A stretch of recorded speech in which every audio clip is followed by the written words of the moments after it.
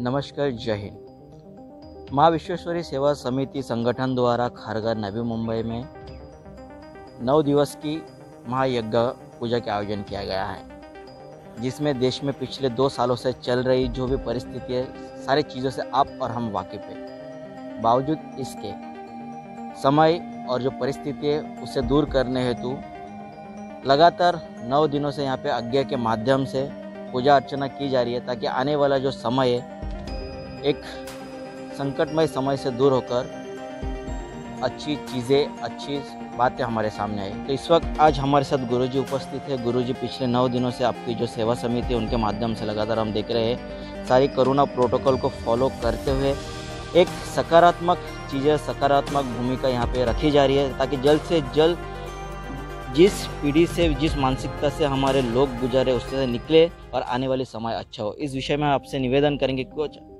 इस विषय के बारे में कुछ कहे। बोलिए जय माता जी। जय माता। और जैसा आपने कहा जय हिंद और भारत माता की जय। सबसे पहले क्या है, सनातन धर्म अहिंसावादी होता है। अहिंसा ही परमो धर्मा। जो परम धर्म है वो अहिंसा है। किसी को पीड़ा पहुंचाना, किसी को दुख पहुंचाना, ये हिंसा है। और किसी को सुख पहुंचाना, किसी को रक्षा करना, ये अहिंसा है।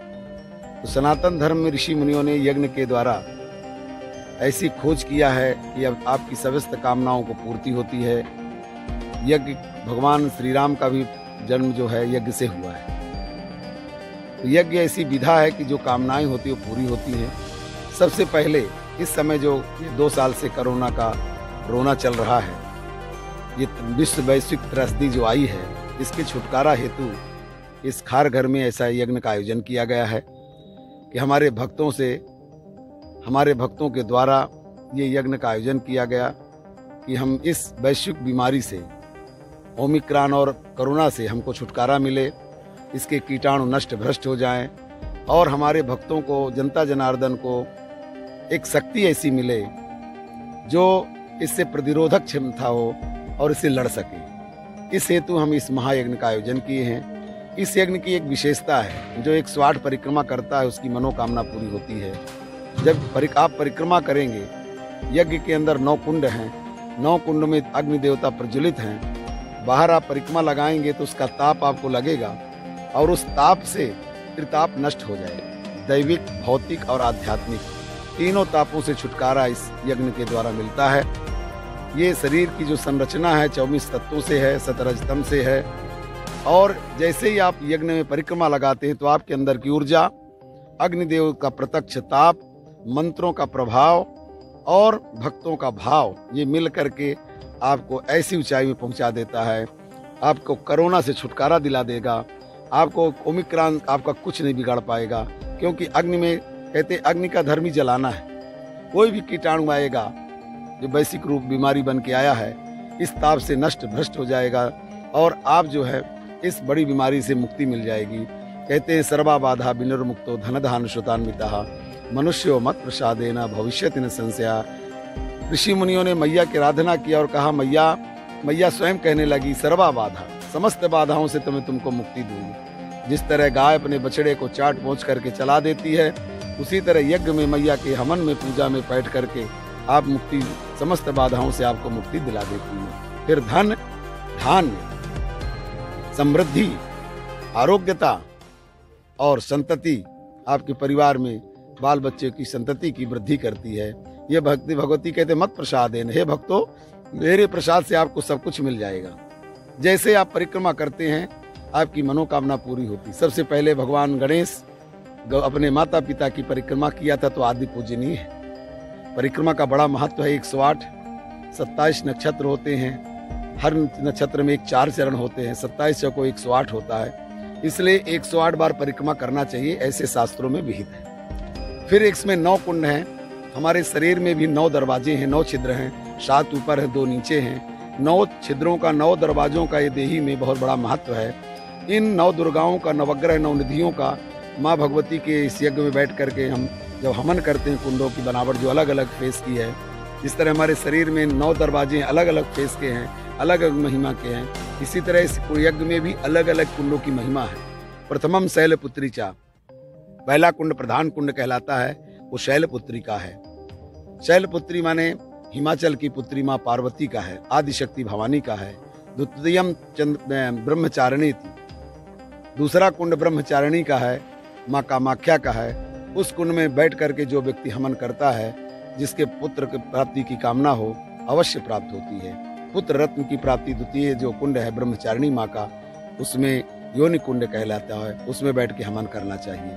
तीसरा कुंड है चंद्रघंटेति। चंद्रघंटा माँ, चंद्रमा अपने और चंद्रा और मस्तिष्क में चंद्रमा और घंटा धारण माँ करके आह्लादित करती है, दिव्य घोष करती है कि मेरे दरबार में जो आकर के इस कुंड में हवन करेगा उसके जीवन में शांति मिलेगी। सब कुछ है तो शांति नहीं मिलती, लोग बेचैन रहते हैं। सुबह से उठ करके शाम तक धन के कमाने में अपने जनों से दूर रहते हैं, स्वजनों को टाइम नहीं दे पाते और इतना चिंता में रहते हैं कि कमाते कमाते बीपी और शुगर पकड़ लेती है और जीवन उनका बेकार हो जाता है। इसलिए मैया कहती मेरे कुंड में आकर, अर्धचंद्रकार कुंड बोलते हैं, उस यज्ञ में हवन करने से आपको शांति मिलती है। जिस तरह भगवान देवाधिदेव महादेव अर्धचंद्रमा अपने सर में धारण किए, क्यों? उनके परिवार में बड़ी विषमता है तो बड़ी क्षमता भी है। बड़ी विषमता कैसे? आप देखिए, उनका जो सवारी है शेर है, सिंह है, और पार्वती का जो है नहीं, सिंह पार्वती का है और भगवान देवाधिदेव का सवारी नंदी है। बैल और शेर का जमता नहीं। उधर मोर है और चूहा है, दोनों का उनका भी नहीं जमता। परंतु यदि आपके जीवन में परिवार में इसी तरह की विसंगतियां आएंगी और यदि आप अर्धचंद्र कुंड में हवन करेंगे तो आप दोनों को समाहित कर लेंगे, परिवार को संभाल लेंगे, शांति बनी रहेगी। और शांति बनी रहेगी तो आपके घर मंगलमय होगा, आपका घर नहीं फूटेगा, भाई में प्रेम होगा, भाईचारा रहेगा, सुहृदों में प्रेम रहेगा, सुख शांति समृद्धि आपके घर में निवास करेगी।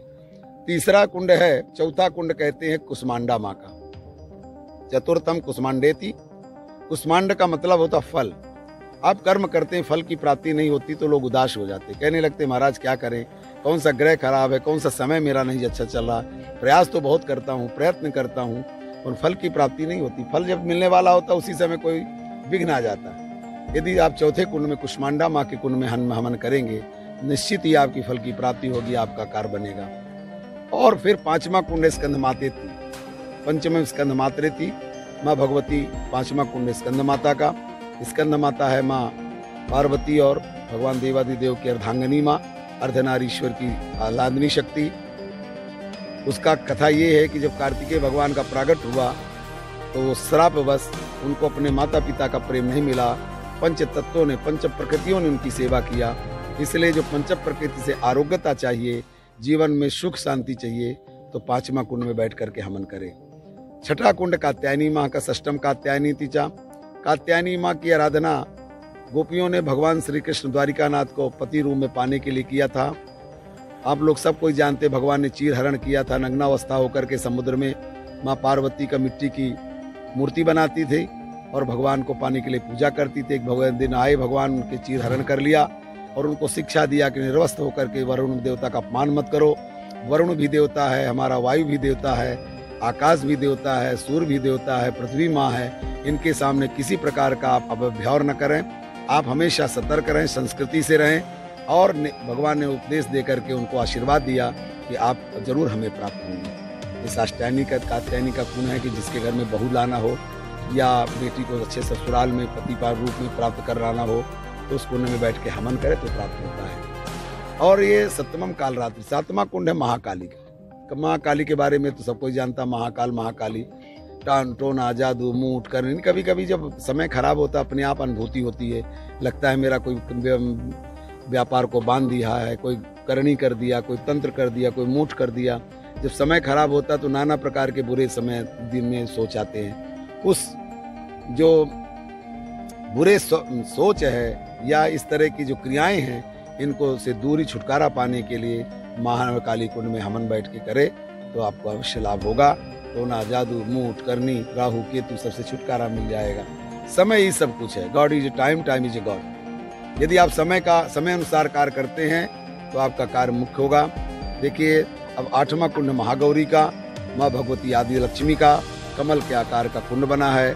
लक्ष्मी तुम बिन होवे कोई यज्ञ न होवे वस्त्र न होवे राता। यदि लक्ष्मी जी के बिना कुछ नहीं है। सर्वे गुणा कांचन मासरंती लक्ष्मी जी के लिए ही दुनिया दर दर भटकती है। पक्षियों की तरह दाना चुगने जाती है, रात में घोंसले में आकर के छिप जाती है, फिर सुबह वही हाल। नहीं काम बना तो बीमारियों का भंडार घर शरीर में भर जाता है। शरीरम व्याधि मंदिरम।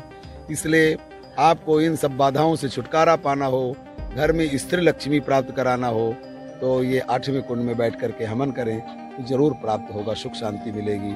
9वां सिद्धदात्री चा, माँ भगवती के दरबार में 9वां कुंड सिद्धदात्री का है। कार्य सिद्ध होना चाहिए, छोटा हो या बड़ा, अच्छा हो बुरा, जो भी संकल्प लें आपका कार्य सिद्धिरस्तु हो। इस तरह 9वां सिद्धदात्री मैया का सिद्धि को प्रदान करने वाली आदिशक्ति भवानी माँ जगदम्बिका, जगत जननी माँ दुर्गा जो है, उनका कुंड है। 9 दुर्गा, अष्ट सिद्धि, 9 निधि के दाता, 9 निधि होती, 9 नवग्रह होते हैं और 9 का बड़ी संख्या भी पूर्ण होती है। 9 दूना 18, 8 1 9, 9 त्रिक 27, 7 2 9, 9 चौक 36, 36 9। आप अंत तक पहाड़ा इसका पढ़िए, आपको पूर्ण ही संख्या होगी। इसलिए पूर्णमदः पूर्णमिदं पूर्णात् पूर्णमुदच्यते पूर्णस्य पूर्णमादाय पूर्णमेवावशिष्यते। ये पूर्ण जो ब्रह्मांड है, ब्रह्मांड को संचालन करने वाली शक्ति है, जो कण कण अणुगणों में निवास कर रही है, उसका एक छोटा सा अंग भी पूर्ण होता है। यदि उस पूर्णाहुति में आज हमारे यज्ञ की पूर्णाहुति, हम लोग जो यज्ञ किया, पूजा किया, तप किया, भंडारा किया, कन्या पूजन किया, परिक्रमा किया, उसका पूर्ण फल ही पूर्ण मनोकामना का पूर्ण है। आज हमारे यहाँ दरबार में 3 से 6 बजे तक माँ भगवती की पूर्णाहुति होगी और 7 बजे से भंडारा होगा। मैया के दरबार में आरती भी होगी। इस यज्ञ की आधारशिला माँ भगवती की महाआरती है। यदि महाआरती में आप आएंगे तो जीवन भर उसको नहीं भूलेंगे, और जो नहीं भूलता वहीं से आपने के जीवन का एक अलग से संस्कार, अलग से दिशा मिलती है। जिसको दिशा मिलती है उसकी दशा बदल जाती है, और दशा बदल गई तो आपका जीवन सफल हो जाता है। इस तरह यहाँ 9 कुंडों की महिमा है। 5 वेदियाँ बनी हैं। पहली वेदी जो है प्रधान वेदी बीच में जो बनी उसको कहते हैं माँ भगवती सर्वतो भद्र में विराजमान है। जहाँ चारों तरफ भद्र ही भद्र है, कल्याण ही कल्याण है, वहाँ आदि लक्ष्मी विराजमान होती है। जहाँ कल्याण की भावना होती है, द्वेष की भावना होती है, काम की भावना होती है, लोभ की भावना होती है, मोह की भावना होती है, वहाँ से लक्ष्मी आदिशक्ति भवानी चली जाती है, उसकी छाया रहती है। आपको दुख और दुनिया को दुख पहुँचाने का, रोग बीमारी नाना प्रकार की क्लेश सहने के लिए रह जाती है। इसलिए आपके जीवन में हमेशा सर्वतो भद्र, चारों तरफ कल्याण ही कल्याण की भावना सुनिए। सर्वे भवन्तु सुखिनः सर्वे सन्तु निरामयाः। इस तरह की आपकी भावना हो कि हमारे आजू बाजू घर द्वार आन बान में जो कोई भी हो सभी सुखी हों। हमारे पड़ोसी सुखी होगा तो हम सुखी होगा। हमारा यही सनातन धर्म, हिंदू धर्म, यही अहिंसा का पहला पाठ है कि कोई हमारे आजू बाजू भूखा न सोए, हमारे बीच में कोई गरीब ना हो, कन्याएं हमारे कभी दुखी ना हो, हमारा परिवार, हमारा समाज किसी भी जाति कर्म से हो, वो किसी भी पंथ का हो, वो सब सुखी हो। इस तरह की भावना से, कल्याण के भावना से जो कर्म किया जाता है उसके जीवन में कल्याण का भंडार भर जाता है। जो आप सोचते हैं अंतमति सा गति, जो आप सोचते हैं वही आपको प्राप्त होता है। आपने चिंतन किया, यज्ञ में जाएंगे, दूरदर्शन के द्वारा भक्तों तक संदेश पहुंचाएंगे, जरूर पहुंचेगा। भगवान कहते कर्मण्येवाधिकारस्ते मा फलेषु कदाचन। कर्म किए जा फल इच्छा मत कर रहे इंसान, जो जैसा हो कर्म करेगा फल देगा भगवान। जैसा आप कर्म करेंगे वैसा आपको फल मिलने वाला है। आज नहीं तो कल मिलेगा, निश्चित मिलेगा। पृथ्वी, ये भूमंडल, ये पंचभौतिक तत्व, जो कुछ आप देते हैं आपको मिलता है। 5 तत्वों से शरीर की बनी है। पंच रचित यह अधम शरीरा, छित जल पावक गगन समीरा। 5 तत्वों से इस सृष्टि की रचना हुई है और 5 तत्व आपको सब कुछ प्रदान करने वाले हैं। धन दौलत ऐश्वर्य सारा सब कुछ जो मिलने वाला है वो माँ प्रकृति के द्वारा मिलने वाला है। इसलिए ऋषि मुनियों ने यज्ञ की संरचना किया कि प्रकृति को शुद्ध करेंगे तो हमारा जीवन भी शुद्ध होगा, वायु शुद्ध मिलेगी, प्राण हमारा शुद्ध होगा, हमारा अन्न जल शुद्ध होगा तो हमारा अन्न जीवन आरोग्यमान होगा। इसलिए ऋषि मुनियों ने कहा यज्ञ करो। यज्ञ से पर्यावरण की शुद्धि होती है। पर्यावरण की शुद्धि करने का तरीका केवल यज्ञ है। पहले जंगल पहाड़ों में आग लगती थी, वहां से औषधियां जाती थी और औषधियां बादल बन करके आप हमको मिलती थी। आजकल तक जंगल पहाड़ बचे नहीं। लोगों ने अपने कृत्रिम जीवन को, सुख समृद्धि को सोचते हैं अजर अमर हैं, उसके लिए सारे जंगल पहाड़ों को छत विच्छेद करते जा रहे हैं और हमारा पर्यावरण शुद्ध होता जा रहा है। पर्यावरण शुद्ध होगा। जलवायु के बारे में विश्व में अभी पंतप्रधान मोदी जी ने मीटिंग करके आए हैं कि जलवायु यदि बिगड़ेगी जीवन बिगड़ जाएगा। समुद्र पिघल रहा है, तापमान बिगड़ रहा है, उसके सुधारने के लिए, संरचना करने के लिए एक ही तरीका यज्ञ। जगह जगह यज्ञ होगा, निश्चित पर्यावरण की शुद्धि होगी, जलवायु जो बिगड़ता जा रहा सहजता से रुक जाएगा। ये दावा है हमारा, ऋषियों मुनि की खोज है। मैं संकल्प मात्र से कहता हूँ, ब्रह्मांड में, विश्व में जगह जगह यज्ञ हो, वेद मंत्रों के द्वारा, शक्ति के मंत्रों के द्वारा यज्ञ हो, तो निश्चित ही लोग पर्यावरण की शुद्धि होगी। और कहते हैं जल की शुद्धि होगी तो शरीर की शुद्धि होगी, जल ही जीवन है। और वायु की शुद्धि होगी तो प्राण शुद्धि होगी। अन्न जो शुद्ध करेंगे तो मन शुद्ध होगा, जैसा अन्न वैसा मन। और दूसरी बात, सबसे बड़ी बात तो ये है कि जब आप दूसरा हमारे यहाँ पूजन करते हैं, पहले आप देवम भूत्वा देवम यजेत, पहले देवता बनो फिर देवता का यजन करो। पहले आप स्वयं सुखी हो तो दूसरे को सुखी कर सकते हो। एक संत है महाराष्ट्र में, एक स्लोगन है, स्वयं जागा दूसरे को जगावा, ऐसा कुछ कहते हैं। स्वयं जगो, अरे जो जगा होगा तभी ना दूसरे को जगाएगा। स्वयं सोता हुआ व्यक्ति दूसरे को कैसे जगा सकता है? आप मजबूत होंगे तब ना दूसरे का सहारा दे सकते हैं। आपके अंदर दया होगी, करुणा होगी, दीनता होगी, तभी दूसरे की मदद करेंगे आप। हमारे यहाँ हमारा यज्ञ, हमारी संस्कृति, सनातन धर्म, हिंदू जो में ऋषि मुनियों ने खोज किया है, वो हमेशा जीव की दया। हमारे यहाँ कन्या पूजन होता है, आज भी होते हैं, बेटी पढ़ाओ बेटी बचाओ। हमारे यहाँ पहले से ऋषि मुनियों ने वेदों के द्वारा कन्याओं का पूजन किया है। और बेटियों की पूजा, जो पूजा की जाती है वो वध के योग्य नहीं होती, उनको आदमी पहले से ही भगवान मानता है। हमारी संस्कृति कहती है, हमारा भारतवर्ष में यदि भारतवर्ष गुरु बनेगा, ब्रह्म विश्व का गुरु बनेगा, तभी ये संस्कृति बचेगी, तभी मानव की जाति बचेगी, मानवता बचेगी। नहीं तो न मानवता रहेगी न संशेष, ये सृष्टि रहेगी, सब विनाश का कारण बन जाएगी। देख लीजिए, और पंथ के लोग जब ये आतंकवाद के द्वारा अपना राज्य स्थापित करते हैं तो मार काट, बेटियों को सताना और हिंसा ही हिंसा जीवन में आ रहा है, क्योंकि उनकी उत्पत्ति ही हिंसा से हुई। आग का तिड़का तो जलाना जानता है, जल का एक बूंद भी शीतलता प्रदान करता है। इसी तरह आपको भारतीयता और भारत पर गर्व होना चाहिए कि हमारे यहाँ कन्याओं का पूजन होता है। भारतीय संस्कृति में ऋषि मुनियों गुरुओं का पूजन होता है, अपने माता पिता का आदर होता है। सबसे पहले अपनी माँ गुरु है, इसलिए संसार में अपने माता पिता को मानो, फिर और गुरुओं के चक्कर में जाओ। यदि आप माता पिता को नहीं माना, उनके चरण स्पर्श नहीं किया, उनका आशीर्वाद नहीं लिया, उनका कर कमल आपके हाथ मस्तिष्क में नहीं रखा गया, आप उनके समय नहीं दिए, अपने साथ नहीं रखे, समझ लो भारतीयता खत्म हो रही, हिंदू संस्कृति खत्म हो रहा, सनातन धर्म खत्म हो रहा है, सारा विश्व विनाश की तरफ जा रहा, अग्रसर हो रहा है। जैसे ग्लेशियर आज पिघलता जा रहा है, समुद्र स्तर बढ़ जाएगा। क्यों? पर्यावरण अशुद्ध होता जा रहा है। और पर्यावरण के शुद्ध का तरीका केवल हमारा यज्ञ है। सात्विक ढंग से यज्ञ किया जाए। यज्ञात् भवति पर्जन्यः, अब गीता में कहा गया, यज्ञ से बादल बनता है, बादल से बरसात होती है, बरसात से अन्न होता है, अन्न जैसा वैसा मन। जीवन को सुसंगठित और सुसंस्कृतिक करना है तो यज्ञ करिए, यज्ञ करिए। यज्ञ में 11 अक्षर हैं, 11 रुद्र होते हैं। रुद्र को शिव कहा जाता है, शिव माने कल्याण होता है। या वा रा ला सा खा सा हा छत्र ज्ञा।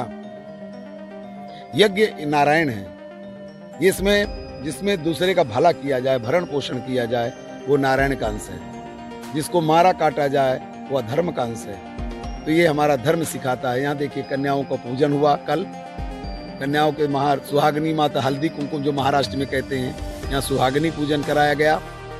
यहाँ रोज भंडारा हो रहा है। ये हमारे जहाँ यज्ञ हो रहा, चारों तरफ जो गाँव लोग हैं, गाँववासी हैं, जो बेचारे गरीब हैं, कभी यज्ञ नहीं देखा, उनको बढ़िया से भंडारा खिलाया जाता है, हलवा खिलाया जाता है, खीर खिलाया जाता है, पूड़ी खिलाया। यही तो यज्ञ है, यही तो सेवा ही परमो धर्मः सत्यम परम धीमहि।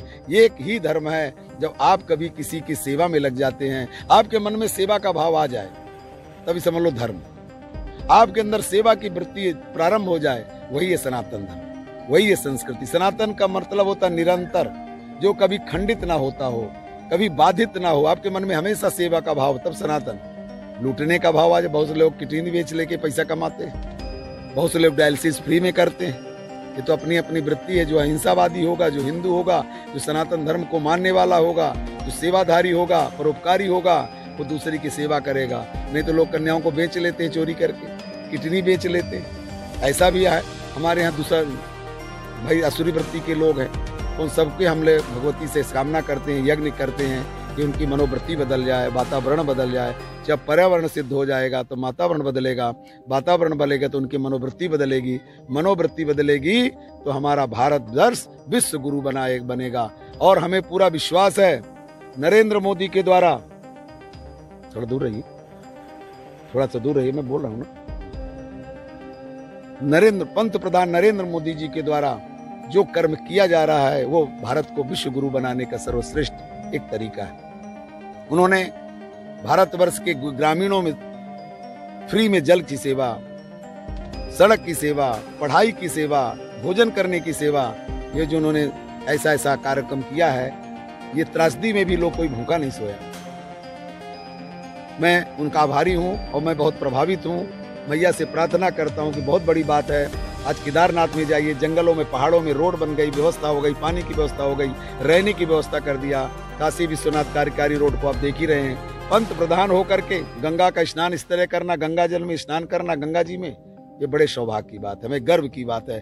और ऐसे पंत प्रधान के ऊपर गर्व होना चाहिए जो हिंदू संस्कृति को बढ़ावा देता हो, भारत को भविष्य गुरु बनाने में अग्रसर हो। भारत विश्व गुरु तभी बनेगा जब लोग अहिंसावादी होंगे। हिंसा, जो मार काट, आतंकवाद, ये नक्सलवादी, ये इससे भारत देश कभी विश्व गुरु नहीं बनेगा। दूसरी परोपकार करो, सेवा करो, हमेशा मन में ये सोचो कि हमारा जीवन थोड़ा भी सफल हो जाएगा, जन्म लेना सफल हो जाएगा यदि हम दूसरों की सेवा करेंगे। तो यज्ञ से ये सब प्राप्त होता है। यज्ञ में धुआं होता है, देखो ऑल आउट लगाते हो मच्छर भाग जाता है। यहाँ हवन होगा तो यहाँ के मच्छर तो भागेंगे ना, आरोग्यता तो आएगी।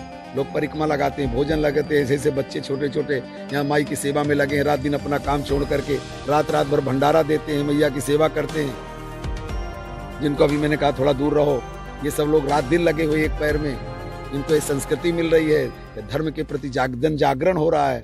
ये भारत को विश्व गुरु बनने का तरीका है। अब समय आ चुका है और हमारा भारत देश विश्व गुरु बनेगा। हमें ये बीमारी जो त्रस्ती आई, इसको छुटकारा मिले, अवश्य मिलेगा।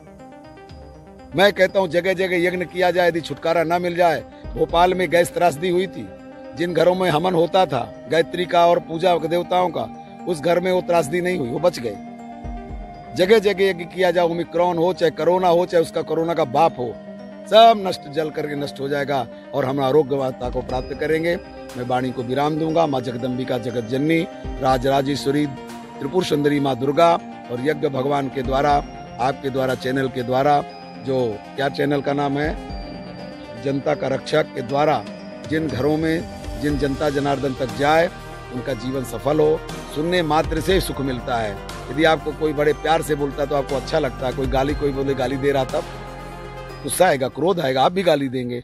इस तरह ये जो आपने यहाँ पे हमारा जो सनातन धर्म का ऋषि मुनियों की खोज के यज्ञ की और सर्वे भवन्तु सुखिनः का जो सूत्र का चल रहा है, ओमिक्रॉन से छुटकारा पाने के लिए डरे हुए हैं लोग, निडरता और निर्भयता करने के लिए जो यज्ञ चल रहा है, आरोग्यता पाने के लिए जो यज्ञ चल रहा है, आपके चैनल के द्वारा जो जहाँ तक जाएगा वो लोग सुन करके यहाँ आए, नहीं तो सुनेंगे, उनको निर्भयता मिलेगी, आरोग्यता मिलेगी।